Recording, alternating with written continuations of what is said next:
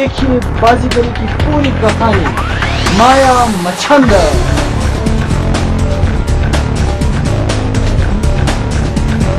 प्राचीन काल में भगवान शिव ने एक रहस्यमय विद्या को उत्पन्न किया जिसे कौतुक विद्या कहा गया, और यही कौतुक विद्या कालांतर में आगे बढ़ी है, फली फूली है। तो इसी विद्या का मूल अर्थ है कौतूहल, जिज्ञासा, कुछ ऐसी क्रियाएं करना जो किसी भी व्यक्ति के मन में सहज जिज्ञासा उत्पन्न कर दे कि ये कैसे हो सकता है। तो वो कौतुक विद्या थी। तो कौतुक विद्या को ही आगे चलकर देशज शब्दावली में बाजीगरी कहा गया। तो ये एक अत्यंत प्राचीन विद्या है, और इसी विद्या को जब मत्स्येंद्र नाथ जी महाराज, जो नाथ संप्रदाय के प्रमुख हैं, उन्होंने इस विद्या को जब ग्रहण किया, उसके बाद इसका एक नया स्वरूप उन्होंने जनता के सामने रखा, जिसे माया मत्स्येंद्री अथवा माया मच्छेंद्री नाम दिया गया है। तो माया मच्छेंद्री का तात्पर्य बहुत रहस्यमय चमत्कार था। मत्स्येंद्र नाथ कभी हवा में बैठ लेते थे, वो कभी पानी पर चल पड़ते थे, वो किसी भी व्यक्ति के मन की बात जान लिया करते थे, वायु से वो हाथ घुमाते और कुछ भी प्रकट कर लिया करते थे। तो ये एक परंपरा रही है माया मत्स्येंद्री। और माया मत्स्येंद्री एक इस तरह की विद्या पनपी जो तंत्र मंत्र से जुड़ी हुई थी, लेकिन आम लोग इसे चमत्कार समझते थे, लेकिन वो चमत्कार नहीं था। जब गुरु गोरक्षनाथ जी महाराज ने इस पद्धति को आगे बढ़ाया तो उसमें बहुत विस्तार इस विद्या को दिया गया। इस विद्या के कुछ महत्वपूर्ण स्रोत थे, जैसे रसायन विद्या, मतलब कि केमिकल्स का यूज करना। दूसरा आपके पास जो सामग्री है, गुप्त सामग्री, जिसमें आप इंस्ट्रूमेंट्स इत्यादि का विवरण दे सकते हैं, कि जैसे कुछ बक्से इस प्रकार के होते हैं जिस पर व्यक्ति खड़ा हो जाए और चुटकी दबाते ही वो व्यक्ति उस बक्से के अंदर चला जाएगा और ऐसा लगेगा कि व्यक्ति गायब हो गया है। तो इस प्रकार की जो सामग्रियों का सहारा लेकर के काम किया जाता था, वो भी इसका एक अवयव और तरीका था। फिर इसको अच्छे तरीके से प्रस्तुत करने के लिए सम्मोहन विज्ञान की सहायता ली जाती थी, और व्यक्ति को प्रभावित करने के लिए उसमें मंत्र और ईश्वर देवी देवताओं का नाम लिया जाता था। और एक इस प्रकार की विद्या, रहस्यमय विद्या तैयार की गई जिसको देखकर एक आम जनमानस का व्यक्ति समझ ही नहीं पाता था कि आखिर ये माजरा क्या है। व्यक्ति अपने दिमाग में ही उलझा रहता था। तो ये जो सारी की सारी प्रणाली है, इसे आजकल हम लोग जादू कहते हैं। जो जादू है ये भगवान शिव ने मूलतः पैदा किया था, और उसके पश्चात ये ऋषि परंपरा में आगे बढ़ा, और कलयुग में मत्स्येंद्र नाथ जी महाराज ने और गुरु गोरक्षनाथ जी महाराज ने इसे माया मत्स्येंद्री के नाम से इस कौतुक विद्या को आगे बढ़ावा दिया है। उसके पश्चात ये कुल साधु, महात्माओं, सन्यासियों के द्वारा ये विद्या आगे बढ़ी, क्योंकि प्राचीन समय में कोई मनोरंजन का विशेष साधन नहीं था। तो उस समय किसी भी गांव में जब कोई विशेष संत अपने शिष्यों की सहित प्रवचन देने जाया करते थे, तो सर्वप्रथम उस संत के साथ जो शिष्य होते थे, वो शिष्य इस प्रकार के कुछ चमत्कार दिखाकर जनता का मनोरंजन करते थे। तो कौतुक विद्या का जब विवरण शास्त्रों में दिया गया है, तो स्पष्ट शब्दों में ये कहा गया है कि यह केवल मनोरंजन के लिए और जिज्ञासा उत्पन्न करने के लिए इस विद्या का प्रयोग किया जाता है, और यही विद्या कालांतर में फिर आगे बढ़ती चली गई। माया, कौतुक और रहस्य।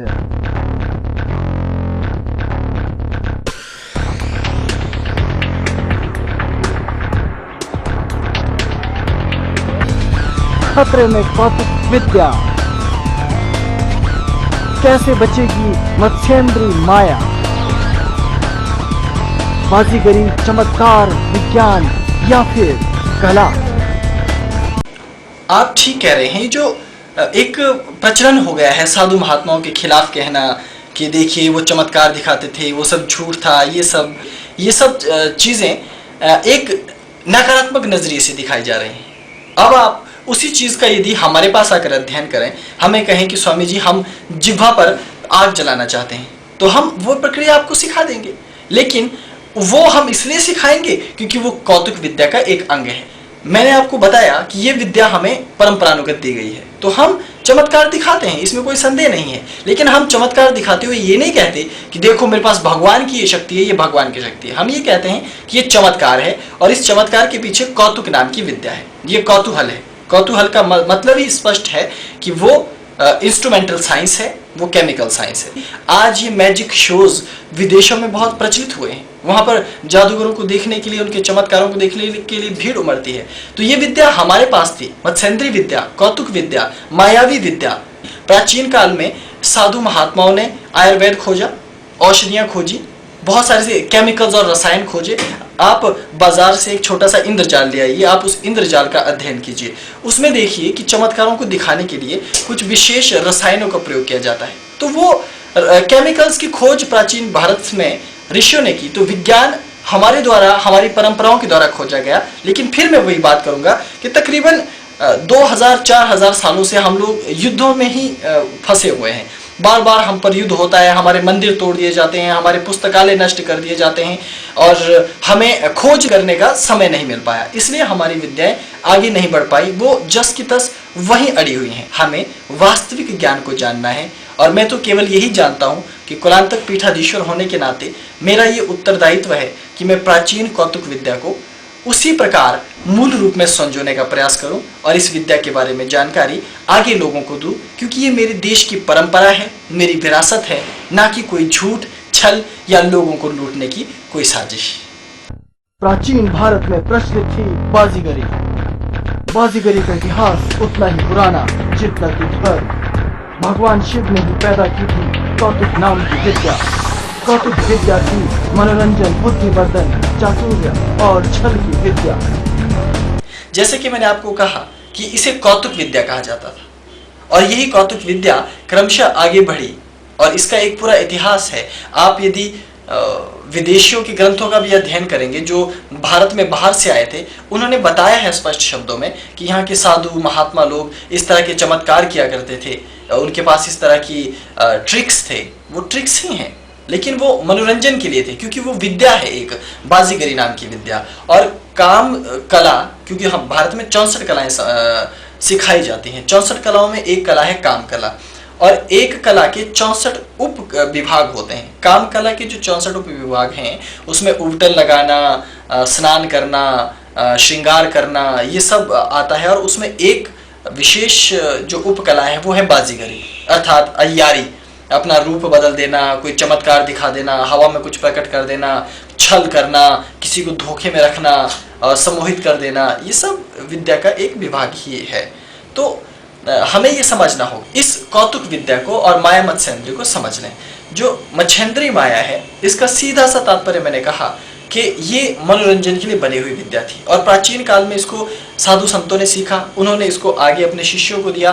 फिर ये जो जादूगरों की आप बात कर रहे हैं, इनको जरा आप स्पष्ट शब्दों में कभी ये पूछें कि आपने ये विद्या कहाँ से सीखी और आपके गुरु ने कहाँ से सीखी, उनके गुरु ने कहाँ से सीखी। 2, 4, 5 पीढ़ियों से पहले ये विद्या साधु संतों के पास ही थी, वहां से उन्होंने इस विद्या को सीखा। और भारत में एक विशेष कुल, एक जाति इस प्रकार की पनप गई जो बाजीगरी का ही काम करती थी। पूरे देश में वो लोग जाते थे और अपना चमत्कार दिखाते थे। लेकिन अब ये बाजीगरी जो कला है ये भी लुप्त हो चुकी है, क्योंकि समय के साथ साथ मनोरंजन के अन्य साधन आए और लोगों ने इन चीज़ों पर ध्यान देना कम कर दिया। क्योंकि लोगों को ये भी धीरे धीरे बता दिया गया कि ये चमत्कार के पीछे एक विज्ञान है, उसमें रसायन विज्ञान है, उसमें आप इंस्ट्रूमेंट्स की सहायता लेते हैं, उसके पीछे कोई ना कोई कारण है, कोई उसी कारण की वजह से वो कौतुक बना है। इसलिए वो लोगों के लिए कोई विशेष जिज्ञासा का विषय नहीं रहा। लेकिन फिर भी आज इस विद्या की संरक्षण की जरूरत है। दरअसल ये मैं मानता हूँ कि कुछ ढोंगी साधु महात्मा ऐसे ट्रिक्स को सीखकर भगवान के नाम पर उसको प्रस्तुत करते हैं, उस बात का तो मैं भी विरोधी हूँ। लेकिन साधु महात्माओं के पास चमत्कार दिखाने की जो ट्रिक्स हैं, इसका कोई व्यक्ति विरोध नहीं कर सकता, क्योंकि ये परंपरानुगत दी जाने वाली शिक्षा है, आध्यात्मिक शिक्षा का एक विभाग है। इसलिए इसका विरोध करना वो मूर्खतापूर्ण है। ऋषियों के बाद कौतुक विद्या का 84 सिद्धों और नवनाथों ने किया प्रचार। मत्स्येंद्र नाथ की माया का नहीं था कोई तोड़। जादू, मंत्र, तंत्र सब हो जाते थे बेकार। जब चलती थी मत्स्येंद्री माया। प्राचीन भारत में ये विद्या बहुत ज़्यादा प्रचलित थी। ऐसा नहीं है कि आज ही इस विद्या की उत्पत्ति हुई है। आप ज़रा यदि प्राचीन वाङ्मय का अध्ययन करें तो जगह जगह आपको इस प्रकार के चमत्कारों के बारे में सुनने को मिलेगा और ग्रामीण स्तर तक ये बातें फैली हुई हैं कि साधु महात्माओं के साथ चमत्कार जुड़े हैं। लेकिन इन चमत्कारों के विषय में सब लोग प्राचीन भारत से ही जानते आए हैं कि ये केवल मनोरंजन की विद्या है। लेकिन इसके पीछे बहुत सारे तत्व थे। जैसे कि मैंने आपको कहा, दैहिक विज्ञान, शरीर का विज्ञान कि शरीर में हम किस किस तरह से चमत्कार कर सकते हैं, और इंस्ट्रूमेंट्स, हम किस प्रकार से उपकरणों की सहायता ले सकते हैं, हम किस प्रकार रसायनों की सहायता से चमत्कार पैदा कर सकते हैं। बहुत सारे अवयवों से ये सब चीज़ें पैदा की जाती थी। मैं एक छोटी सी बात बताना चाहूँगा, जैसे योग से चमत्कार किए जाते हैं। ऐसा तो है नहीं कि हमने चमत्कार के बारे में ये कहा कि हवा से कोई चीज़ पैदा हो रही है, वो हवा से पैदा होते हुए नजर आ रही है। तो यही तो कौतुक विद्या है। कौतुक का अर्थ क्या हुआ? वही कौतूहल। अब देखिए, मुंह से शिवलिंग निकालना आजकल एक चर्चा का विषय बना हुआ है। ये कोई बड़ी घटना नहीं है, एक छोटा सा एक ट्रिक है, योग का ट्रिक।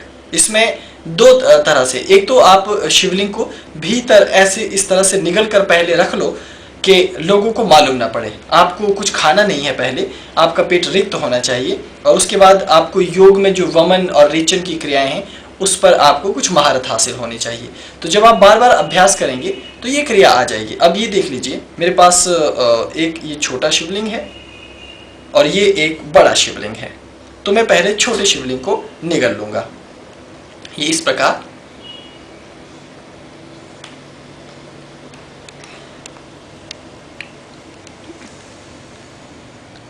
ये एक शिवलिंग जो है मेरे उदर में यहाँ पहुँच गया है। अब ये मेरे पास दूसरा शिवलिंग है।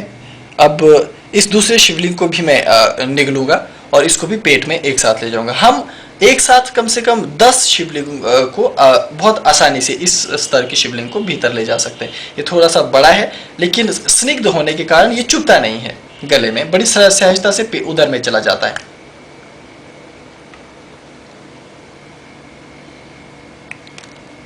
ये देखिए, इस प्रकार दोनों के दोनों शिवलिंग मेरे पेट में पहुंच गए हैं। और अब हमें इस प्रक्रिया को गौर से समझना होगा। अब हम इसे पहले पेट में ही रहने देते हैं और आगे की बात करते हैं कि ये जो बाजीगरी नाम की जो विद्या थी, इसका मैंने कहा कि उतना ही प्राचीन और सनातन इतिहास है।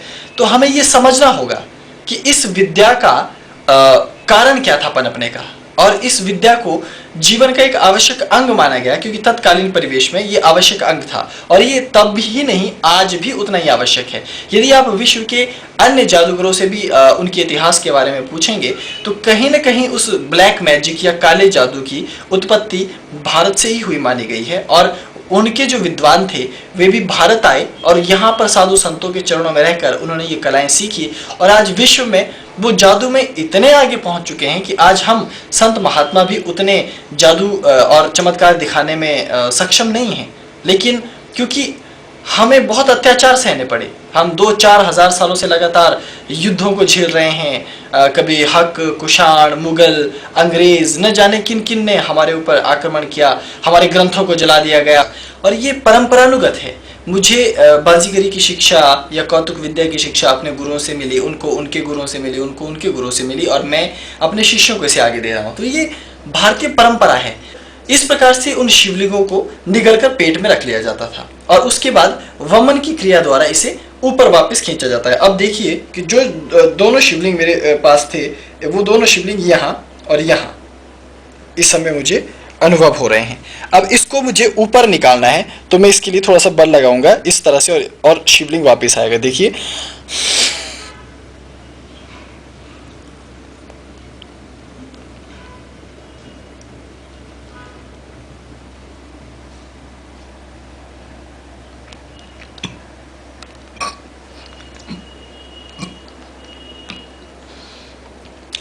ये देखिए ये गंदा हो गया है। ये एक शिवलिंग निकल आया इस तरह से। अभ्यास करने पर ये मुख से निकल आता था। अभी एक निकला है, इसके बाद हम आप दोबारा ध्यान देंगे कि उधर में ही दूसरा बड़ा शिवलिंग भी पड़ा है। इसको अब हम किस तरह से निकालते हैं? पेट के अंदर योग के द्वारा इसको हम बलपूर्वक पहले श्वास बाहर छोड़ दी है और उस शिवलिंग को ऊपर की तरफ खींच रहा हूं मैं।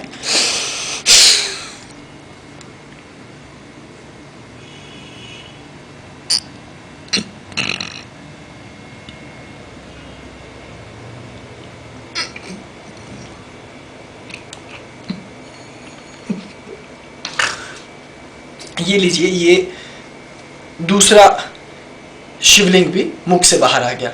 तो ये योग की विद्या है, ये चमत्कार ही है, लेकिन योग के माध्यम से। क्योंकि आज से हजारों साल पूर्व ही हमारे ऋषि मुनियों ने ये खोज लिया था कि मुख के से गुदाद्वार तक जाने वाली अंतड़ियों का किस प्रकार से मार्ग बना हुआ है।